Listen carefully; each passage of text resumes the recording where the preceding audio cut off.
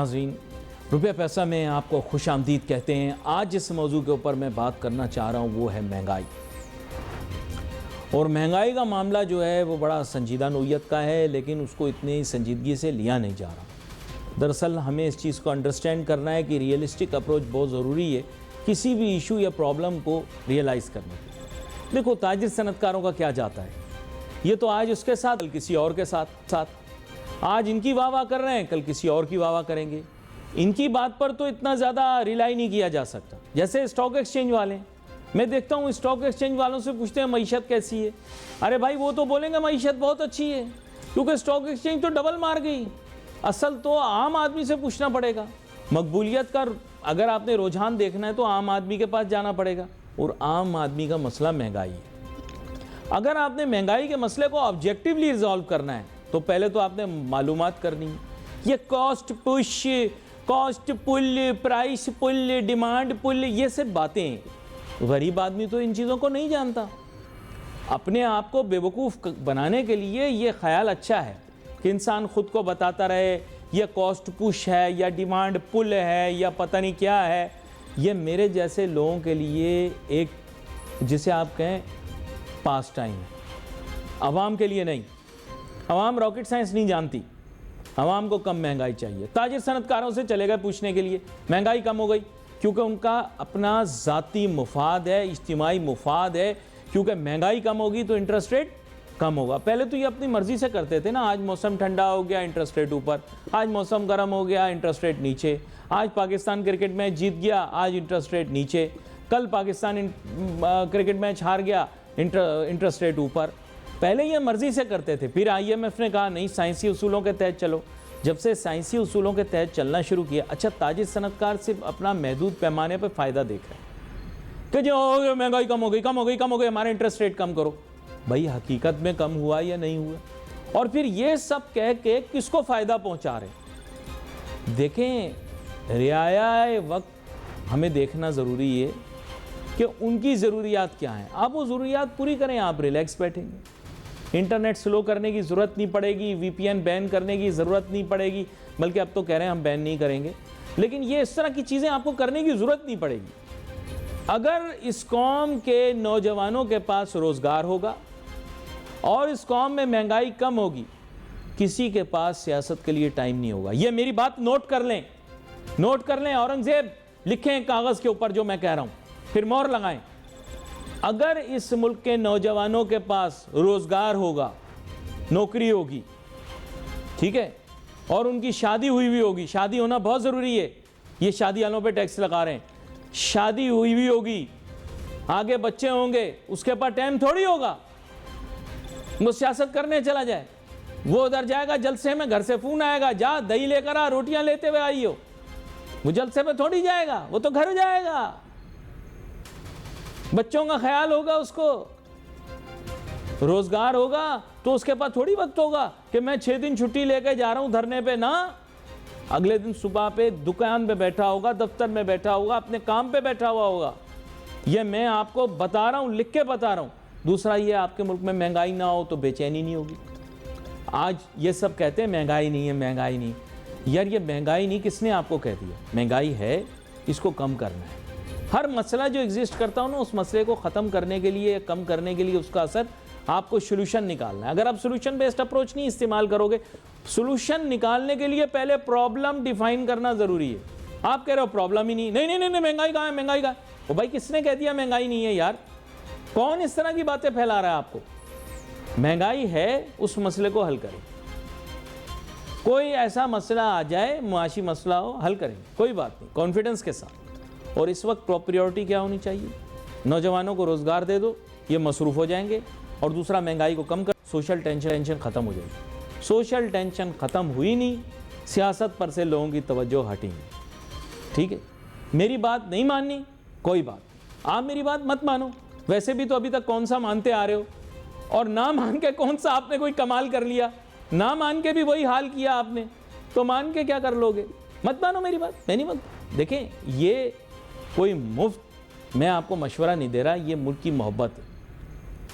ملک کی محبت میں آپ کو بتا رہا ہوں، ملک کی سنسیریٹی میں آپ کو بتا رہا ہوں कि focus on these two key economic indicators, employment opportunities in Pakistan and reducing inflation, and you will see कि चीज़ें चेंज हो जाएं। जब आप इन दो चीज़ों के ऊपर एफर्ट करते हैं कि भाई मुल्क में मुलाजमत के मौके बढ़ जाएं और महंगाई कम हो जाए, आप खुद देखेंगे चीज़ें ठीक होंगी। ये मैं कोई गलत बात तो नहीं कर रहा ना, हर पाकिस्तानी की दिल की आवाज़ है भाई, ये हर पाकिस्तानी के दिल की आवाज़ है, इसीलिए तो लोग सुनते हैं, देखते हैं। देखो, मैं उन लोगों में से नहीं हूँ जो सोसाइटी से डिस्कनेक्टेड हैं। अगर आप सोसाइटी से डिस्कनेक्ट हो जाएंगे तो फिर आप सोसाइटी को फोर्स करेंगे कि वो ऑल्टरनेट सोर्स ऑफ इंफॉर्मेशन तलाश करें, और वो फेक न्यूज़ भी हो सकती है। अगर इन्फ्लेशन के बारे में रियलिटी बताएंगे, लोगों को आप पे कॉन्फिडेंस आएगा, और उसको किस तरह से कंट्रोल करना है इसके बारे में आप सोचने पर मजबूर होंगे, हुकूमत सोचने पर मजबूर होगी, आपने क्या कर लेना है। यहाँ पर एक बहुत ही अहम मेहमान हमारे साथ शामिल गुफ्तगू होंगे, जनाब ज़फ़र पराचा साहब। किसी तारुफ के मोहताज नहीं हैं, अपने कारोबार ज़र मुबादला के अंदर भी काफ़ी जो है गिरफ्त रखते हैं, और बैनुल-अक़वामी मुकामी तौर पर माशी हालात और मामलात के ऊपर भी इनकी बड़ी गिरफ्त है। वेलकम करता हूँ आपको शो में ज़फ़र पराचा साहब। जी, अस्सलाम वालेकुम जनाब। वालेकुम अस्सलाम। जी ज़फ़र पराचा साहब, अब बुनियादी मसला ये है कि आपने पिछली दफ़ा प्रोग्राम के अंदर SIFC को अप्रिशिएट भी किया, मैक्रो इकोनॉमिक इंडिकेटर्स को भी अप्रिशिएट किया, वो तो अपनी जगह बात आ गई, क्योंकि उनकी तारीफ़ तो बहुत सारी हमने की भी है, आगे भी इंशाअल्लाह करते रहेंगे। लेकिन जो हमारी सियासी हुकूमत के कांधों पर जिम्मेदारियां हैं, जैसे कि माइक्रो लेवल पर जाकर महंगाई को कंट्रोल करना, आलू प्याज सब्ज़ी तरकारी इनकी कीमतों को कंट्रोल करना, यहाँ पर हम देख रहे हैं कि चीज़ें बेकाबू हैं। आप हैरान होंगे कि हमारे मुल्क के अंदर मीट्स की कीमत इतनी ज़्यादा हाई नहीं गई, यानी गोश्त की कीमत, चाहे वो मुर्गी का गोश्त हो या मछली का गोश्त हो, उसकी कीमत में इतनी वेरिएशन नहीं आई, लेकिन सब्ज़ी तरकारी और फलों की कीमतों के अंदर बहुत बड़ी वेरिएशन आ चुकी है। और कुछ सब्ज़ियां और फल ऐसे हैं जिनकी कीमतें पिछले साल की निस्बत दुगनी और कुछ की तिगनी भी हो चुकी हैं। ये माइक्रो लेवल मैनेजमेंट SIFC का काम नहीं है, ये काम सियासी हुकूमत का है, मुकामी हुकूमतों का है, सूबाई हुकूमतों का है। अगर वो इस पर इफेक्टिव नहीं होंगे तो ओवरऑल इकोनॉमिक इंडिकेटर्स स्पॉइल हो जाएंगे। क्या कहते हैं आप? जी देखिए, बात ये है, आप जो कह रहे हैं बिल्कुल ठीक कह रहे हैं।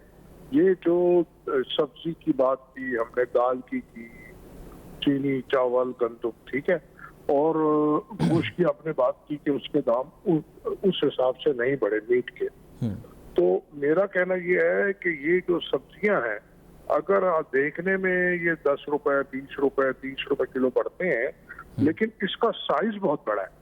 अगर हम पर पर्सन कंजम्पशन देखें, से एक मिसाल देता हूँ, अगर एक आदमी महीने में गोश्त 1 किलो कंज्यूम करता है, तो वो जो सब्जी है वो कोई 10 किलो कंज्यूम करता है। एक मैं मिसाल के तौर पे बता रहा हूँ, यानी कि गोश्त का और सब्जी का 10-20 गुना तनासब का फर्क है। तो ये उसका जो क्वांटम है वो बहुत बड़ा है, और उससे जो अर्निंग होती है वो बहुत बड़ी है। तो अब सब्जी और फ्रूट के कारोबार में पहले आड़ती सिस्टम था, अब आपका जो ब्लैक मनी है, जो सियासतदानों का पैसा है, करप्शन का पैसा है, सरकारी लोगों का पैसा है, तो वो सारा का सारा, और खास तौर पे टेररिज्म का पैसा, वो भी इन चीजों में चला गया है। और उसकी वजह से वो जो माफियाज इतने स्ट्रॉन्ग हो गए हैं कि वो ट्रिलियंस रुपीस का उनको कमाई है महीने की। अच्छा, अब आपने जो बात की कि मैक्रो लेवल पे तो नहीं, लेकिन इसकी वजाहत कर लेते हैं। आपके कहने का मतलब ये है कि मनफी रुझानात रखने वाले लोग इस तरह की बुनियादी अशिया के कारोबार में दाखिल हो चुके हैं, और वो SIFC और जो अच्छे इकदाम करना चाह रहे हैं उनके इकदाम के मुखालिफ काम कर रहे हैं। सही है? जी बिल्कुल ऐसा ही है। देखिए, SIFC ने जो टारगेट किया वो रिजल्ट्स बड़े अच्छे आए। वो जो थे, स्टॉक एक्सचेंज था आपका, उसको उन्होंने टारगेट किया, नंबर 1। दूसरा, उन्होंने फॉरेन एक्सचेंज मार्केट टारगेट किया, और उन्होंने स्मगलिंग, हर तरह की trade based money laundering, trade based smuggling को टारगेट किया। लेकिन ये जो है ना, जिसके ऊपर अभी मैं समझता हूँ SIFC की नजर नहीं गई, या उन्होंने अभी इसको टारगेट नहीं किया। लेकिन अगेन वो वाली बात है کہ ہماری اسٹیبلشمنٹ، ہماری فوج، ہماری SIFC اگر اتنے چھوٹے چھوٹے کاموں میں دیکھے گی تو ملک کی حفاظت کون کرے گا؟ تو یہی میں بھی کہہ رہا ہوں، لیکن بنیادی میں آپ کو مسئلہ بتاؤں، بات یہ کہ تاجر صنعت کاروں کو تو جتنا بھی خوش کر لیا جائے، یہ حکومت وقت کے ساتھ چلے جاتے ہیں. کل وقت بدل سکتا ہے، حالات بدل سکتے ہیں، یہ تاجر صنعت کار آنے والے کو سلام کریں گے، جانے والے کو برا کہیں گے. شاید SIFC کی ساری کامیابیوں کو کچھ سالوں کے بعد یہ لوگ ریکگنائز نہ کریں، لیکن اگر SIFC اس چیز میں کامیاب ہو جاتی ہے، کوئی انفلیشن کو کنٹرول کر لے اور بیسک لیول پر جا کر انفلیشن کے لیے کوئی بہت اہم کارکردگی دکھائے، تو یقین کریں سالوں یاد رکھا جائے گا. بالکل جیسے ایوب خان صاحب نے، شاید میں تو پیدا بھی نہیں ہوا تھا اس دور میں، ایوب خان صاحب نے جو قیمتوں میں کمی کی تھی، وہ آج تک لوگوں کو یاد ہے کہ ان کے دور میں مہنگائی ایک دم کم ہو گئی تھی ان کے دور کے آغاز میں. علی بھائی بات یہ ہے، وہ جو ایوب خان صاحب کا دور تھا نا، اس وقت ان کے جو مسائل تھے جو ان کو درپیش تھے، وہ صرف اور صرف انٹرنلی کنٹرول کرنا تھا. اس وقت آپ دیکھیے جو آپ کے بارڈرز ہیں، بیرونی جو ہمسائے ہیں، اور آپ کے ان سین جو دشمن ہے، چاہے وہ آپ کے سیاسی جماعتوں کے اندر ہوں، چاہے مذہبی جماعتوں میں ہوں، چاہے علاقائی لسانی جماعتوں میں ہوں، ہم کو چاروں طرف سے اس وقت آپ کو اسٹیبلشمنٹ کو لڑائی لڑنی پڑ رہی ہے. اور کیونکہ پاکستان کی جو خوبصورتی ہے، جغرافیائی اہمیت ہے، وہ اس کے گلے پڑ گئی ہے. اور اگر SIFC یا اسٹیبلشمنٹ اس چیزوں کو دیکھے گی تو یہ جو حکومت اتنی بھاری بھرکم مشینری، اتنی بھاری بھرکم کابینہ، یہ کس مرض کی دوا ہے؟ یہ بات آپ نے بہت اہم کی ہے نا، یہی میں جو ہوں سامنے نمایاں کر کے مسئلہ کرنا چاہ رہا ہوں کہ دیکھیں SIFC اپنا کام بہترین کر رہی ہے، لیکن اس کے اثرات جو ہیں، ان کی عکاسی جو ہے عام آدمی کی زندگی میں ہوگی نا، تو اس کو کانفیڈنس پیدا ہوگا. خالی مطلب یہ کہ میڈیا کے اوپر اور بزنس مینوں کی تقریبوں کے اندر ہی نہیں، بلکہ عام جو لوگوں کی محفلیں ہوں گی اس میں بھی واہ واہ ہوگی کہ صاحب کمال ہو گیا ہے. اس وقت کیا ہو رہا ہے کہ میکرو لیول پر کام صحیح ہو رہے ہیں، لیکن مائکرو لیول پر اور عام آدمی کے لیول پر کام بالکل صحیح نہیں ہو رہے، بلکہ غیر مقبولیت کی انتہا ہو چکی ہے. میں آپ کو بتا رہا ہوں ایز پر مائی نالج. اب دیکھیے میں اگین وہ ایک بات تو یہ کہوں گا کہ مائکرو لیول کا کام گورنمنٹ کا ہے، سیاسی لوگوں کا ہے، عوامی نمائندوں کا ہے، بالکل. لیکن ایز پر مائی نالج اب کمشنرز وغیرہ کو پاورز دی جا رہی ہیں. بس وہ جو ہے اسمگلنگ کے خلاف کریک ڈاؤن کریں گے، اور اگر خفیہ گودام ہے، چاہے وہ گھروں میں ہوں، چاہے وہ فیکٹریوں میں ہوں، جہاں پہ کوئی بھی انلیگل کام ہو رہا ہو، ان کے خلاف بھی دیکھیں غریب آدمی آج سوال پتہ کیا پوچھے گا؟ غریب آدمی یا عام آدمی جو پورے پاکستان کے اندر میری آپ کی گفتگو سن رہا ہے، شاید وہ ان چیزوں سے متاثر نہ ہو کہ ہم نے ٹریڈ ڈیفیسٹ کو کنٹرول میں کر لیا، کرنٹ اکاؤنٹ ڈیفیسٹ، لیکن صبح وہ 40 روپے پاؤ آلو خرید کے آیا ہے، 40 روپے پاؤ. اور میں آپ کو بتا رہا ہوں کہ اس ملک کے ایک سابقہ وزیر اعظم کا بیان ہے، جو کہ اب پاکستان میں نہیں ہے، ان کا بیان تھا کہ 5 روپے کلو آلو ملتا ہے ان کے دور میں. یہ زیادہ پرانی بات آپ کو نہیں بتا رہا، یہ 2017 سے پہلے کی آپ کو بات بتا رہا ہوں. آپ چاہیں تو آپ انٹرنیٹ کے اوپر وہ بیان بھی نکال سکتے ہیں. اس بیان کے اندر تب کے وزیر اعظم نے دوران وزارت عظمیٰ یہ بیان دیا کہ 5 روپے کلو آلو ملتا ہے، اور انہوں نے کہا میں ثابت کر کے دکھاؤں گا. آج 40 روپے پاؤ ملتا ہے. سر بات یہ ہے، دیکھیے آپ کی بات بالکل ٹھیک ہے، عام آدمی کو آپ کے معاشی شادیوں سے تعلق نہیں ہے، اس کو دودھ، دہی، سبزی، آٹا، چاول اس سے غرض ہے. لیکن میرا کہنا یہ ہے کہ یا تو آپ یہ سسٹم ختم کر دیں سیاسی، اور ہر جگہ پہ ایک ایک آپ میجر اور کرنل کو بٹھا دیں، اور اگر وہ اس لیے بھی وہ راضی ہے کرنے کو، لیکن جب ہم یہ کام کرتے ہیں تو پھر سب فوج کو برا کرنا شروع کر دیتے ہیں. آج کل میں ایک بڑی خراب پوسٹ میں نے دیکھیں پرسوں پروگرام دیکھا رات کو، آپ نے بھی دیکھا ہوگا، شاہزیب بادامی کا، پتہ نہیں شاہزیب بادامی کا تھا یا وسیم خانزادہ کا تھا. اس میں انہوں نے جو ہے وہ کراچی کے ایک نامور تاجر شخصیت کو بلایا ہوا تھا، اور ان سے وہ بات کر رہے تھے کہ یہ جو لینڈ مینجمنٹ کے جو معاملات ہیں یہ SIFC کے سامنے رکھے گئے، اور وہاں پہ فیصلہ کیا گیا کہ جناب پاکستان میں جو سب سے بڑا شہر ہے کراچی اکنامکلی، اس کے لینڈ کے معاملات، اس کے ریونیو کے معاملات جو ہیں ان میں بہتری آنی چاہیے. تو یہ مائکرو ایشو ہوا نا کہ نہیں؟ بات یہ ہے وہ پروگرام کی آپ جو بات کر رہے ہو ٹھیک ہے، لیکن وہ لوگ بھی دودھ کے دھلے ہوئے نہیں ہیں جو لینڈ اونرشپ جو بات کر رہے ہیں نا کہ ہم اس لینڈ کے اونر ہیں، اس لینڈ کے اونر وہ بھی نہیں ہے. وہ کہیں پہ کھاتے بٹھائے گئے ہیں, کہیں کچھ کیا ہے. کراچی کی جو 90% لینڈ ہے وہ گورنمنٹ آف سندھ کی ہے, جس کی بندر باٹ چل رہی ہے. اس میں آپ کے کراچی کے تاجر بھی شامل رہے ہیں, بلڈر بھی شامل رہے ہیں, اور اب سسٹم آ گیا ہے. تو وہ جو لوگ چیخ رہے ہیں وہ بھی کوئی اتنے دودھ کے دھلے ہوئے نہیں ہے ایز پر مائی نالج. ان کے بھی کیسز نیب میں ادھر ادھر سینکڑوں معاملات ہیں. اب ان کو کوئی بھاری آدمی پڑ گیا ہے, ٹھیک ہے سسٹم نہیں ہونا چاہیے, لیکن وہ لوگ بھی اتنے کلیئر نہیں ہیں.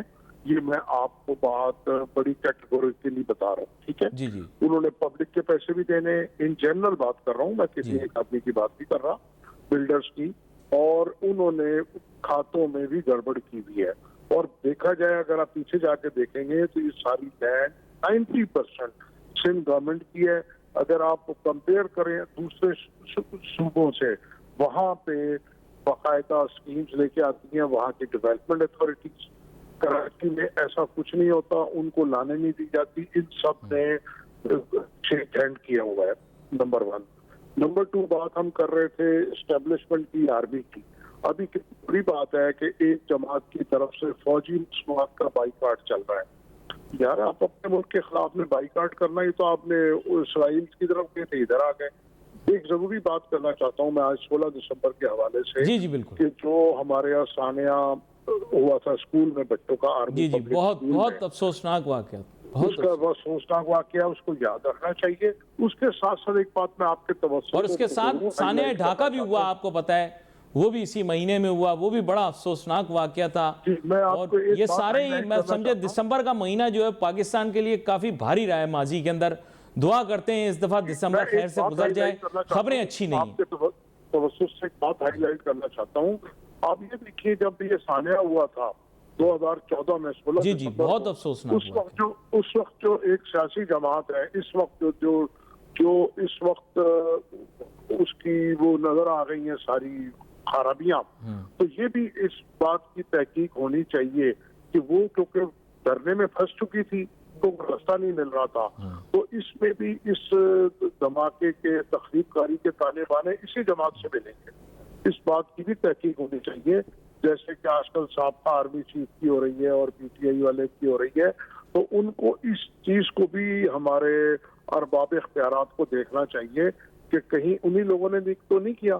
اب جیسے آرمی فوجی مصنوعات کی پروڈکٹ کا بائیکاٹ کی بات کر رہے ہیں اور کر رہے ہیں, تو یہ بھی ایک مہنگائی میں اضافے کی بات کر رہے ہیں نا, کیونکہ آرمی کی جتنی فوجی فاؤنڈیشن کی چیزیں ہیں وہ نو پروفٹ نو لاس میں وہ لوگ کام کر رہے ہیں اپنے سابقہ. ظفر صاحب دیکھیں, یہ میں آپ کی بات کے ساتھ کسی قدرے اتفاق بھی کرتا ہوں, لیکن یہاں پر ایک بہت بڑا معاملہ یہی ہے کہ جو بھی محب وطن پاکستانی ہوگا, آپ ہوں گے یا میں ہوں گا, وہ اس مسئلے کا حل ہی چاہیں گے. میں تو یہی چاہوں گا کہ افہام و تفہیم کے ذریعے, ڈائلاگ کے ذریعے مسائل کا حل کیا جائے.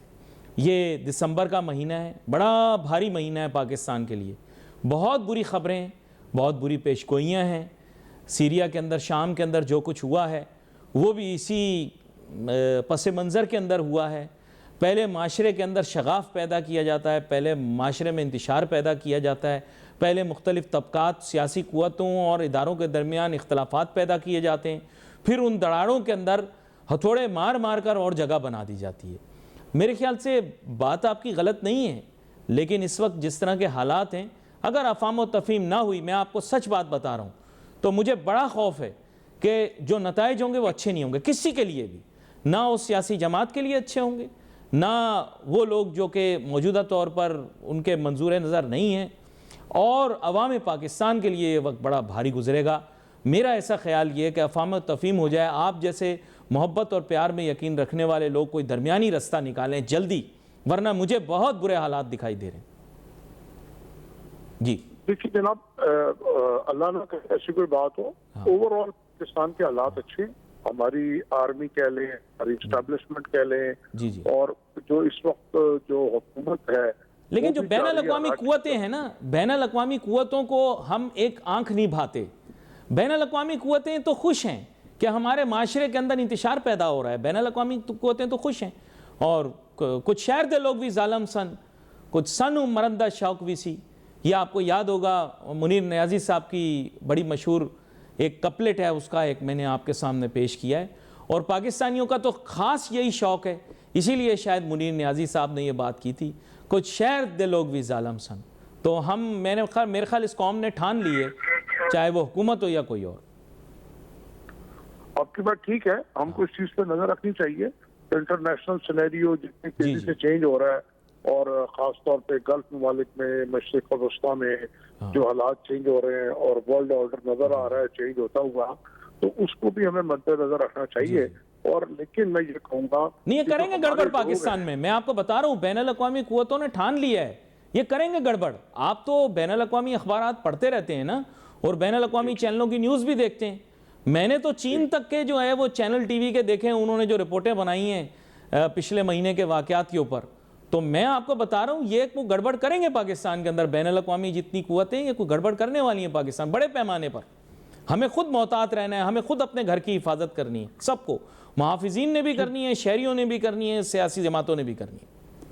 جی بالکل آپ صحیح کہہ رہے ہیں، میں بھی یہی کہہ رہا ہوں کہ ہم کو جو ہمارے کو مس گائیڈ کیا جا رہا ہے مختلف سیاسی جماعتوں سے یا علاقائی جماعتوں سے، یا یہ جو مذہبی جماعتیں کھڑی ہو گئی ہیں آج کل مدارس کی رجسٹریشن کے اوپر، کہ بھئی کیوں نہیں رجسٹریشن کرانی ہے آپ نے اس ملک میں نہیں رہنا تو ملک چھوڑ دیں.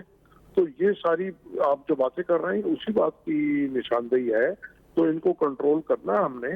اور میں یہ سمجھتا ہوں کہ انشاءاللہ پاکستان جیسے لے کے چلا جا رہا ہے آج کل، بڑی سمجھداری سے، اتحاد سے، ہماری اسٹیبلشمنٹ، ہماری سیاسی جماعتیں، چاہے اس میں نون لیگ ہو، پیپلز پارٹی ہو، اور جو نہیں ہے ان کو بھی چاہیے کہ ذمہ داری کا مظاہرہ کریں کہ وہ بہتری کی طرف ہی جائیں گے اللہ نے چاہ.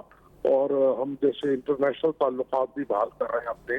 پچھلے دور حکومت میں ہم لوگ تنہائی کا شکار ہو گئے تھے، اور ہم نے ہر جگہ ہر مسائل میں بھی جانا چھوڑ دی ہے. اس وقت ہم کو دیکھیے، ہماری پارٹی پاکستان ہونی چاہیے، میری پارٹی پاکستان، تو سب سے پہلے پاکستان ہے، باقی بات کی بات ہے.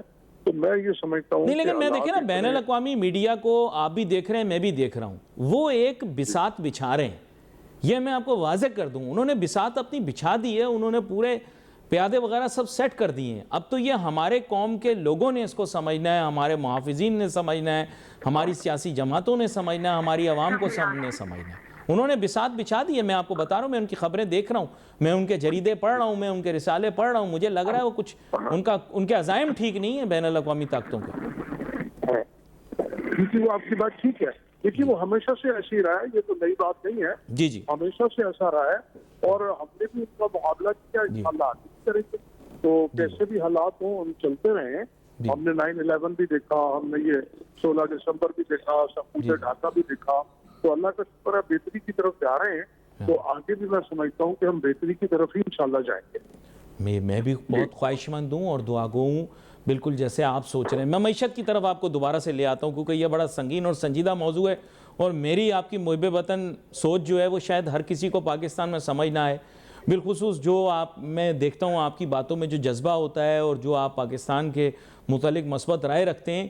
آج کل کے اس انتشار کے دور کے اندر کم لوگ ہیں جو آپ کی طرح سوچتے ہیں. یہاں پر میں ایک اور جانب آپ کو لے کر آؤں گا، وہ یہ کہ دیکھیں مہنگائی کی بنیادی وجہ جو ہے نا، جو میں ابھی تک سمجھ پایا ہوں، وہ یہ کہ یہ جو ڈالر کا ریٹ ایک دم بڑھا اور 3 سال کی کسر ایک ساتھ نکال دی، اس کی وجہ سے اب کیا ہوا ہے کہ وہ ایڈجسٹ ہوتے مہنگائی کا اثر کم نہیں ہو رہا.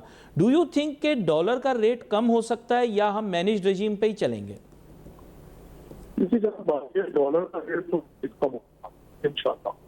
جو ہمیں ایکسپورٹرز کی بلیک میلنگ ہے اس سے باہر ہمیں آنا ہوگا، کیونکہ ان کی کارکردگی آپ کے نظر میں خاص. اور جو ہمارا کیونکہ ہم امپورٹ بیس کنٹری ہیں، تو ہم کو ڈالر مہنگا ہوتے ہی ہماری ہر چیز مہنگی ہو جاتی ہے. میں یہ سمجھتا ہوں کہ جو ISI ہے وہ اب نیکسٹ ان کا نظر ڈالر کی پرائس نیچے لانے پہ ہے. جیسے چیزیں ٹھیک ہوتی جا رہی ہیں تو ڈالر کی پرائس نیچے ہوگی. اور اب جو ہم بات کر رہے ہیں مائکرو لیول پہ، اس پہ بھی میں نے جیسے آپ سے پہلے کہا کام شروع ہو گیا ہے. خاص طور پہ جو کمپنیز کو پاور دی گئی ہیں، جو عنقریب آپ کی نظر میں آ جائیں گی کہ وہ انہوں نے ان کی پاور بڑھائی گئی ہے دوبارہ. کیونکہ ابھی جو آپ کی ڈسٹرکٹ مینجمنٹ ہے ان کے پاس پاور نہیں ہے، پولیس ان کے انڈر نہیں ہے. تو وہ کیسے کنٹرول کریں گے؟ تو اس چیز کو بھی میں نے ہائی کیا کئی جگہوں پہ.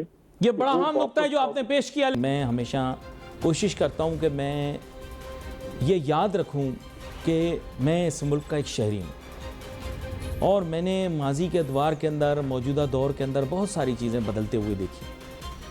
اگر اس ملک کے بارے میں آپ کنسرنڈ ہیں تو میں آپ کو بتا دوں کہ اس وقت بین الاقوامی دنیا میں جو پاورز ہیں ان کی طرف سے کوئی صحیح امپریشن نہیں کریٹ کیا جا رہا پاکستان کے بارے میں. اس میں ان کی کیا سوچ ہے، کیا فہم ہے، اس کو میں ابھی تک سمجھ نہیں پایا. جتنے بین الاقوامی ٹی وی چینلز، جریدے، رسالے، اخبارات، ان سب کو میں پہلے مطالعہ کرتا ہوں. ان کا کوئی ارادہ واضح لگ نہیں رہا کہ یہ آگے پاکستان کے متعلق اپنی کیا پالیسی لے کر چلنا چاہتا ہے، اور یا پھر کہ یہ اپنے ملک کے اندر پاکستان کے متعلق کیا بیانیہ بنا رہے ہیں، یا بین الاقوامی سطح کے اوپر پاکستان کے متعلق کیا بیانیہ بنا رہے ہیں. تو یہ میرے لیے بڑا اہم ہے، پاکستان کی معیشت کے لیے، معاشرے کے لیے اور سیاست کے لیے. یہ سوچنے کے لیے ایک سوال. We wait for your messages on Facebook. Ali Nasir ہماری ٹیم کو اجازت دیجیے. اللہ حافظ.